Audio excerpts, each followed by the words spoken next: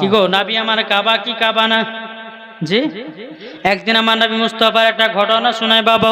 একদিন আমার নবী যে হযরতে বেলালকে বলছে, বেলাল ও বেলাল চলো কাবা শরীফের প্রথম আযান দিতে হবে। হযরতে বেলালকে নিয়ে বাবা টুক টুক টুক টুক করে আপনা চলতে লাগলেন। চলতে চলতে আমার নবী মুস্তাফা বলে, বেলাল কাবা শরীফের ছাদের উপরে ওঠো, প্রথম আযানের ধ্বনি দাও। হযরতে বেলাল কাবা শরীফের ছাদের উপরে উঠলেন, কিন্তু বেলাল আযান দেয় না।